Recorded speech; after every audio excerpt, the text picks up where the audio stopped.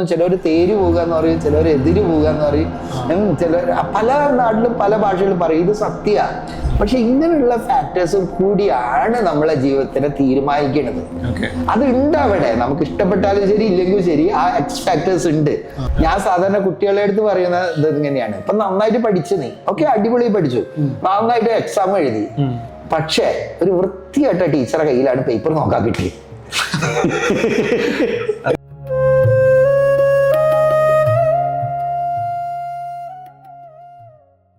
വാസ്തുവാരതയുടെ പുതിയൊരു എപ്പിസോഡിലേക്ക് എല്ലാവർക്കും സ്വാഗതം. വാസ്തുശാസ്ത്രവും മനുഷ്യ സമൃദ്ധിയുമായി ബന്ധപ്പെട്ട് നിരവധി സംശയങ്ങൾക്ക് ഉത്തരം നൽകുന്ന ഈ ഒരു എപ്പിസോഡിലേക്ക് നമുക്കിന്ന് സംശയ നിവാരണത്തിനായി എത്തിയിട്ടുള്ളത് പ്രശസ്ത വാസ്തു വിദഗ്ധൻ ശ്രീ നിഷാന്ത് തോപ്പിൽ സാറാണ്. അദ്ദേഹത്തെ ഏറെ സ്നേഹത്തോടുകൂടെ ഈ ഒരു എപ്പിസോഡിലേക്ക് സ്വാഗതം ചെയ്യുന്നു. നമസ്തേ. നമസ്തേ. ഇപ്പോൾ ഒരു വീട് വെച്ചു, ആ വീട് വെച്ചിട്ട് പെട്ടെന്നൊരു പ്ലാൻഡ് അല്ലാത്ത ഒരു ആടുംകൂട്ടോ അല്ലെങ്കിൽ ഒരു പട്ടിക്കൂടൊക്കെ വെച്ച് അത് പിറ്റേ ദിവസം നോക്കുമ്പോൾ അവിടെ എന്തെങ്കിലും ഒരു ഇഷ്യൂ ആയിട്ട് അവിടെ അല്ലെങ്കിൽ പൊളിഞ്ഞെടുക്കുന്നു, അങ്ങനെ രീതിയിലൊക്കെ കാണുന്നുണ്ട്. അപ്പൊ അതിനവർ വരുത്തു പോക്കുന്ന രീതിയിൽ ആൾക്കാർ അഡ്രസ് ചെയ്യാറുണ്ട്. ഇനിയിപ്പോൾ തന്നെ നോക്കാന്ന് വെച്ചാൽ പണ്ടത്തെ തറവാടിരിക്കുന്ന സ്ഥലത്തൊക്കെ ഒരു ഹോട്ടൽ വന്ന് അതിന്റെ അവിടെ ഇരിക്കുന്ന ദേവതകളെ പ്രോപ്പറായിട്ട് ചെയ്യാണ്ടുള്ള ഒരു എനർജി ഇഷ്യൂസ്, ഇപ്പൊ നേരത്തെ പറഞ്ഞ വരുത്തുപോക്ക് ഒരു എനർജി ഫ്ലോ എന്ന് പറയുന്നുണ്ട്. അപ്പൊ അങ്ങനെ കേട്ടിട്ടുണ്ട്. അപ്പൊ ഈ എനർജികളെ പ്രോപ്പറായിട്ട് എങ്ങനെ നമുക്ക് വാസ്തു പ്രകാരം ശരിയാക്കി എടുക്കാം, അല്ലെങ്കിൽ അതിനെ എങ്ങനെ നമ്മൾ സ്വീകരിക്കണം, നമ്മളൊരു പ്രോഗ്രസിലേക്ക് നമ്മൾ എങ്ങനെ സ്വീകരിക്കണം? Very good, very good. See, നമ്മൾ അന്ധവിശ്വാസം എന്ന് പലതും പറയുന്നത് സയൻസുകളാണ്. ഇപ്പൊ നമ്മള് പണ്ട് ഫിസിക്സ് പഠിച്ച കേട്ടില്ലേ, ഒരു ട്യൂണിംഗ് ഫോക്കിന്റെ, അതായത് ഒരു ട്യൂണിംഗ് ഫോക്കിൽ ഉള്ളത് വേറെ ഒരു ട്യൂണിംഗ് ഫോക്കിലും കൂടി ഇതാവും, റെസിനൻസ് എന്ന് പറയുന്നത് കേട്ടില്ലേ അല്ലേ? അപ്പൊ ഇതെന്താണെന്ന് വെച്ചാൽ അതുപോലെ ഇപ്പൊ ഒരു സ്ഥലത്ത് ഒരു ശിവക്ഷേത്രം ഉണ്ട്, കുറെ അപ്പുറത്തൊരു ദേവീക്ഷേത്രം ഉണ്ട് എന്ന് വെക്കുക. അപ്പോ ഈ പണ്ട് കാലത്തൊക്കെ വയലാകുമ്പോ നേരിട്ടൊരു ചാലൻസ് വരും. ഇന്നിപ്പോ കുറെ വീടുകളൊക്കെ വന്നതിനെ കൊണ്ട് കുറവാണ്. അപ്പൊ ഇവിടെയുള്ള ഈ മന്ത്രവും പൂജയും അതൊക്കെ അപ്പൊ അതിന്റെ ഒരു വൈബ്രേഷൻ അവിടെ ക്രിയേറ്റഡ് ആണ്. അപ്പൊ ഇതേപോലെ സിമിലർ ആയിട്ട് വേറൊരു സ്ഥലത്തും ഉണ്ട്. അപ്പൊ അതാണെങ്കിൽ ഈ ഇത് തമ്മിൽ ഒരു എനർജി കണക്ഷൻ ഉണ്ടാവും. അതായത് ഒരു കൂട്ടം കൂടി താമസിക്കുന്ന ഒരു ഏരിയയിൽ കണ്ടമാനം രോഗപ്രശ്നങ്ങളൊക്കെ ഉണ്ടാകുന്ന അവിടെ ഒരു അമ്പലമോ പള്ളിയോ അല്ലെങ്കിൽ മോസ്കോ ഒക്കെ വരുന്ന സമയത്ത് അവിടെ ആരാധന പ്രക്രിയകൾ വരുന്നു, കൂട്ടം കൂടി എല്ലാവരും നല്ലതിനു വേണ്ടി പ്രാർത്ഥിക്കുന്നു, സ്വാഭാവികമായിട്ട് ആ ഏരിയ സമൃദ്ധിയിലേക്ക് വരുന്നു എന്ന് പറയുന്ന പോലെ ആണ് സാർ ഉദ്ദേശിക്കുന്നത്. ഇത് ശരിക്കും ഒരു സയന്റിഫിക് ടേം ആണ്. അതായത് ക്ഷേത്രം എന്ന് പറയുന്നത് ഒരു പ്രോസസ്സിങ് യൂണിറ്റാണ്. ക്ഷയാൽ ത്രായതേ ഇത് ക്ഷേത്രം എന്ന് പറയുക. അതായത് നമ്മൾ ക്ഷയിച്ച് നിൽക്കുന്നിടത്ത് നമ്മളെ ത്രാടനം ചെയ്യിക്കണം, എലിവേറ്റ് ചെയ്യണം. അപ്പൊ അതിനു വേണ്ടിയിട്ടാണ് മൂർത്തി, അതിനൊരു മന്ത്രങ്ങൾ ഇതൊക്കെ ആക്കിയിട്ട് അമ്പലം എന്ന് പറഞ്ഞ കൺസെപ്റ്റ് തന്നെ എന്താണെന്ന് വെച്ചാൽ അടച്ചിടും. എന്നിട്ട് എന്താണ് അതിലുള്ള എനർജീനെ അങ്ങ് കംപ്രസ് ചെയ്യുക. കംപ്രസ് ചെയ്ത് പൂജയൊക്കെ ചെയ്തിട്ട് പെട്ടെന്ന് ടക്ക് എന്ന് പറഞ്ഞിട്ട് വാതിൽ തുറക്കുമ്പോൾ എന്താവും, ഈ എനർജി അങ്ങോട്ട് ബും എന്ന് പറഞ്ഞ കൂടെ പോകും.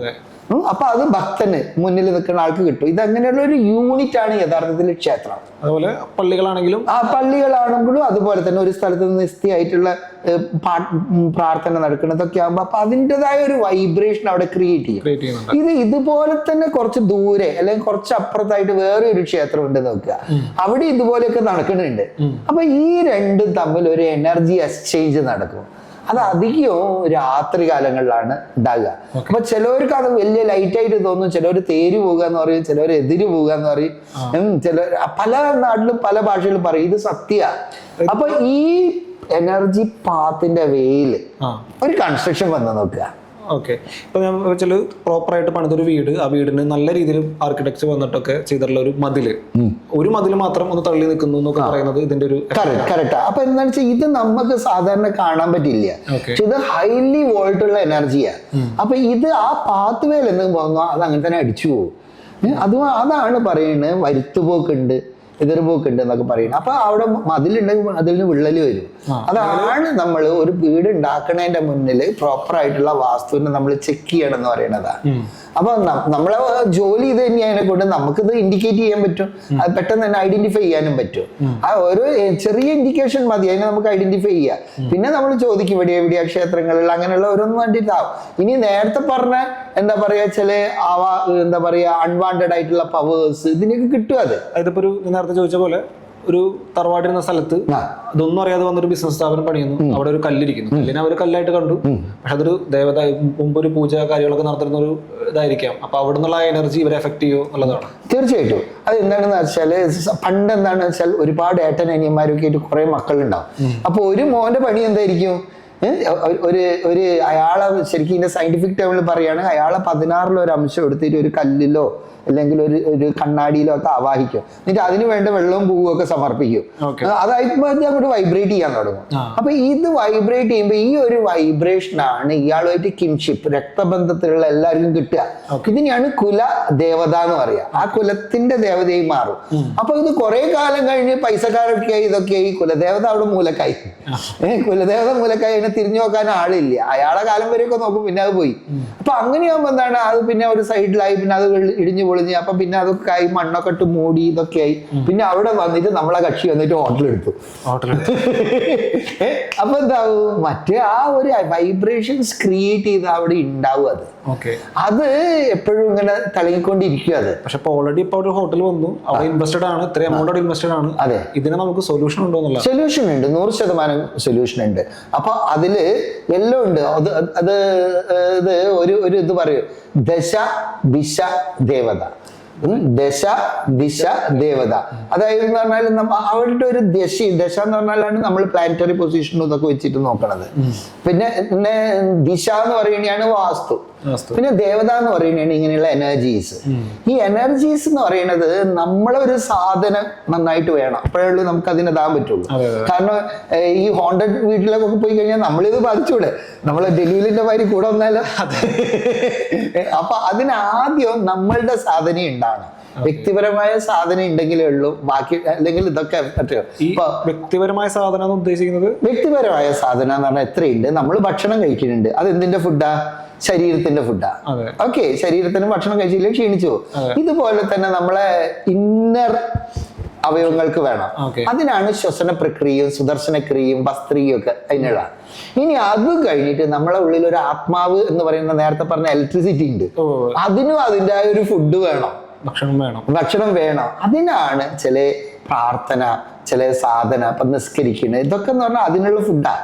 അതുമാതിരി തന്നെ എന്ന് പറഞ്ഞാല് നമ്മള് എന്താ ലളിതാ സഹസ്രനാമം ചൊല്ലുന്നത്, ഇങ്ങനെയുള്ളതൊക്കെ ഇതാകുമ്പോൾ പള്ളിയിൽ പോകണം, ഇന്ന സൂത്രങ്ങൾ വായിക്കണം, ഇതൊക്കെ.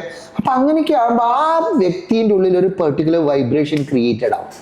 അപ്പൊ ആ വൈബ്രേഷൻ ശക്തമാണെങ്കിൽ പുറമെ നിന്നുള്ള അൺവാണ്ടഡ് ആയിട്ടുള്ള വൈബ്രേഷൻസ് ഇയാളെ സ്വാധീനിക്കില്ല. ഇതിനെയാണ് സാധന എന്ന് പറയുക. സാധന എന്ന് പറഞ്ഞപ്പോ സധന, എല്ലായ്പ്പോഴും നിലനിൽക്കുന്ന ധനം. അതായത് നമ്മളെ ഈ ബോഡി ഒഴിവാക്കിയാലും ശരി, ആ ധനം അവിടെ ഉണ്ടാവും. അതായത് ഈ സാർ പറഞ്ഞ പോലെ നോക്കാന്ന് വെച്ചാൽ ഒരു കാലഘട്ടത്തിൽ ഇപ്പോൾ ഒരു കോളേജിലൊക്കെ ഏറ്റവും നല്ലൊരു പൊളിറ്റീഷ്യനായും അല്ലെങ്കിൽ ആ കോളേജിൽ ഏറ്റവും നല്ലൊരു സ്റ്റുഡൻ്റ് ആയി വന്ന ഒരാൾ പിന്നീട് ലൈഫിൽ നോക്കുന്ന സമയത്ത് ഡൗൺ ആയി പോകുന്നതിന്റെ ഒരു കാരണം ഈ പറഞ്ഞ സോളിലേക്ക് ഉണ്ടാവുന്ന പ്രോപ്പർ ഭക്ഷണം കിട്ടാണ്ടാണ്. അത് ശരിക്കും അത് നമുക്ക് ചത്ത് കഴിഞ്ഞിട്ട് പറഞ്ഞിട്ട് കാര്യമില്ല. അതിന്റെ മുന്നേ തന്നെ നമുക്കിപ്പോ ജീവനുള്ളപ്പം തന്നെ എന്തെങ്കിലും ഒരു പ്രോസസ്സ് ലൈഫിന്റെ ഭാഗമാക്കുക, എന്തെങ്കിലും ഡെയിലി ഉള്ളതില്. അത് നമ്മൾ ഭക്ഷണം കഴിക്കുന്നുണ്ട്, നമ്മളിതാണ്. അപ്പൊ എന്തിനിപ്പോ അമ്പലത്തിൽ പോകണം, എന്തിനു പ്രാർത്ഥിക്കണം?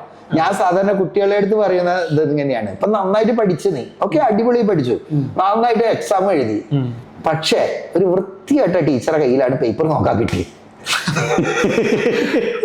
റിസൾട്ട് എന്തായിരിക്കും?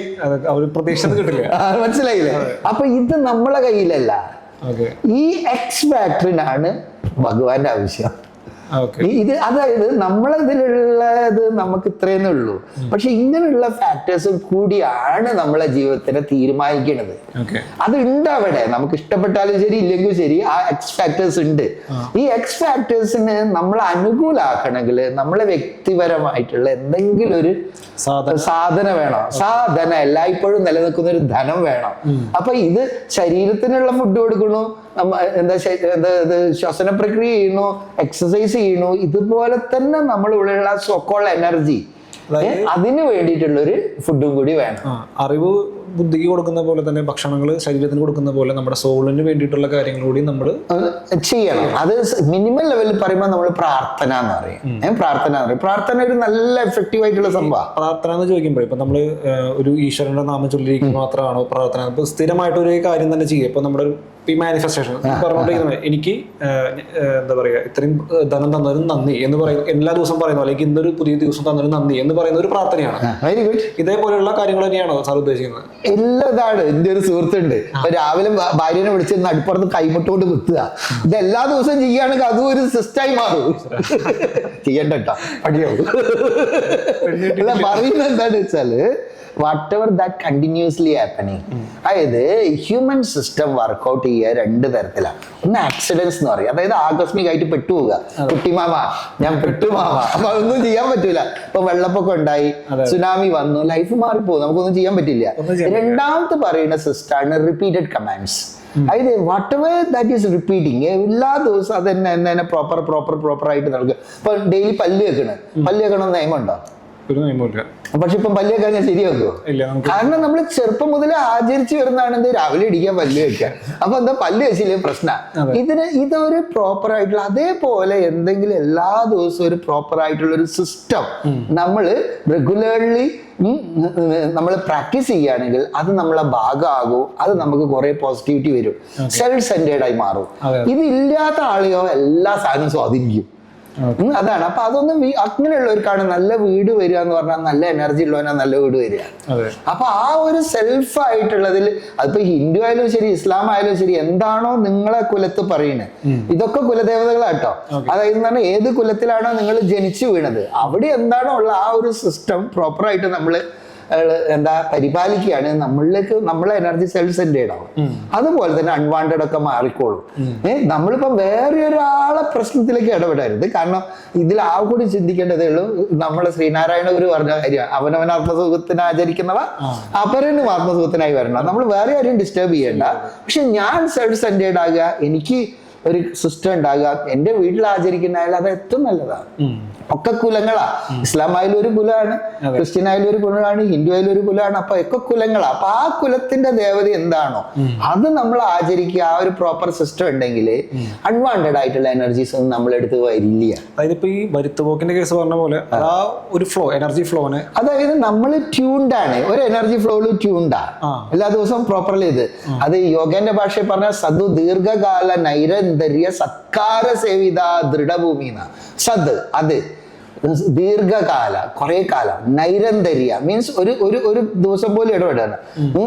സദു ദീർഘകാല നൈരന്തര്യ സത്കാര സേവിത, വളരെ ബഹുമാനത്തോട് സൽക്കരിച്ച് സേവിച്ച് ദൃഢഭൂമി, അങ്ങനെ നമ്മളുള്ളിൽ ദൃഢപ്പെടുന്ന, അതന്നെയാണ് സാധന എന്ന് പറയുക. അപ്പൊ ആ ഒരു ഇത് ചെയ്തു വരുമ്പോൾ എന്താണെന്ന് വെച്ചാൽ അത് നമ്മളുള്ളിൽ അത് പ്രോപ്പറായിട്ട് വരുമ്പോൾ എന്താവും, നമ്മളെപ്പോഴും ഹാപ്പി ആയിരിക്കും.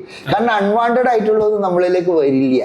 അതാണ് പറയുന്നത്, എന്ത് ഹോണ്ടഡ് വീട്ടിൽ പോവുകയാണെങ്കിൽ എന്തായാലും നമ്മളത് ബാധിക്കാണ്ടിരിക്കണം, നമ്മളെ എനർജി ഒരു ട്യൂൺഡ് ആകണം. അതാണ്. പിന്നെ അതുപോലെ തന്നെ അങ്ങനെ ആ വീട്ടുകാരനെ ആരംഭിച്ചോ അയാൾക്ക് നല്ല ഐശ്വര്യം വരും. അയാൾക്ക് തന്നെ അത് പല സിസ്റ്റങ്ങളും ഉണ്ട് കേട്ടോ. ഇപ്പൊ എന്താണ് ശ്രീ വിദ്യോപാസന, അതുമാതിരി തന്നെ ഇപ്പൊ എല്ലാ ദിവസവും നിസ്കരിക്കുക എന്ന് പറയുന്ന ഒരു സാധനയാണ്. 5 നേരം നിസ്കാരം ഒരു സാധനയാണ്. അതുപോലെ എന്താണോ what ever you are doing, അത് നിങ്ങളെ വീട്ടിൽ എന്താണോ പറയുന്നത് അത്, പക്ഷെ അത് നമ്മളെ ആത്മാവിനേക്കുള്ള ഒരു ഫുഡാണ് അത്. അപ്പൊ അത് എല്ലാ ദിവസവും വന്നോ നമുക്ക് പ്രോപ്പറായിട്ട് വരും. അപ്പൊ ഇത് എന്തിനു ചെയ്യണം എന്ന് ചോദിച്ചാൽ, ഒന്ന് നമ്മളെ എനർജി നന്നാണോ, 2 നമ്മളെ സറൗണ്ടിങ്സ് ഉള്ള എനർജി നന്നാണോ, 3 അൺവാണ്ടഡ് ആയിട്ടുള്ള ഇങ്ങനെ എന്തെങ്കിലും ഉണ്ടെങ്കിൽ അത് നമ്മളെ എഫക്ട് ചെയ്യരുത്. അതിനാണ്. ഇനി എന്തെങ്കിലും ഉണ്ടെങ്കിൽ അതിനെ എടുത്തു മാറ്റാനുള്ള നടപടികൾ ഉണ്ട് കേട്ടോ. വാസ്തുവിലും ഉണ്ട്, എല്ലാം ഉപയോഗിക്കും. അത് നമുക്ക് അതിന് റിസൾട്ട് കൊടുക്കും. വാസ്തു സംബന്ധമായ ചർച്ചകൾ ഇവിടെ അവസാനിക്കുന്നില്ല.